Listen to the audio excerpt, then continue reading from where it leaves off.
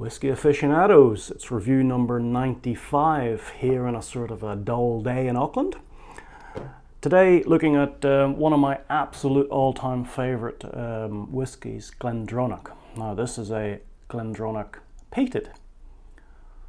Everything comes out of Glendronach I love. It's absolutely superb, and it's always one that I'll buy another bottle or I'll find it again. Just absolutely love it.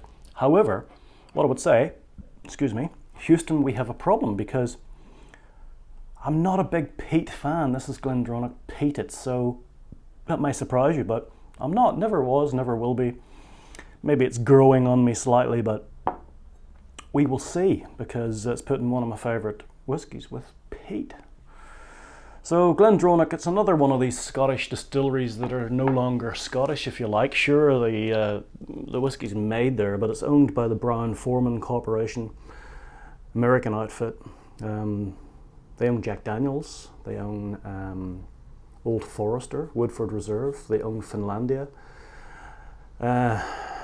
Benriach, Ford Gin, and of course Glendronach. So they're not a small concern. But, you know, the way of the world, isn't it?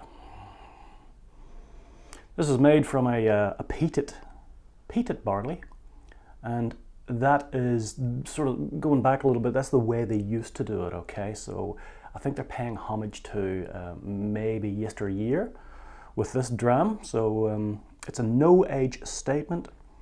So it's probably 3-year-old whiskey minimum, maybe a few 4s, maybe a few 5s. And you know, I think it's lightly peated. It says peated. It's fairly lightly peated, I think. Just I can smell it. You can smell peat straight away, you know. I did say 46%, didn't I?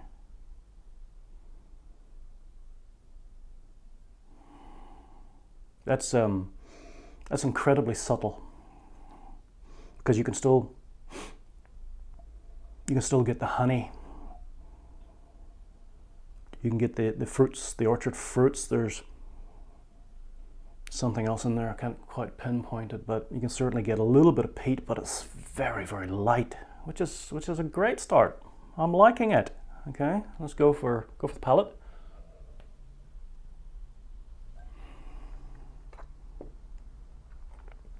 Oh well, there's certainly more peat in the palate straight away. I mean, you're getting it, but it's not overpowering. Okay, it's still subtle, it's still light. It's maybe a great place to start your peated whiskies journey. It's a tiny bit sharp, maybe a tiny bit sharp. You've got that little bit spicy, a little bit sharp. You've got that honeyed notes in there with dark fruits. It is sweet, actually. It's quite sweet. And of course, you've got that peat. It's actually very nice. It's lovely.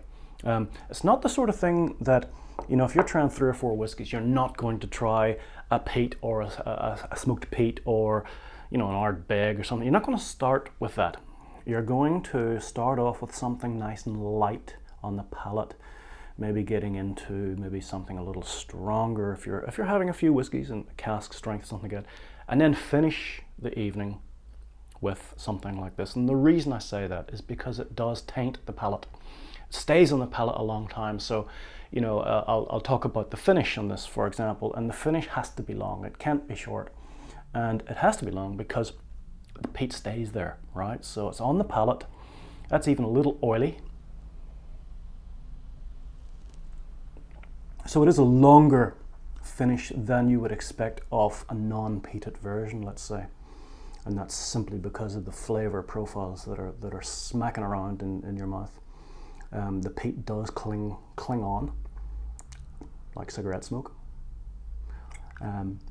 Yeah, so very, very nice. It's warming, slightly oily, slightly spicy, slightly sharp, and a little bit peaty. Very nice. Well done to Glendronach. Looking forward to a little more. So great job, and we'll see you review number 96.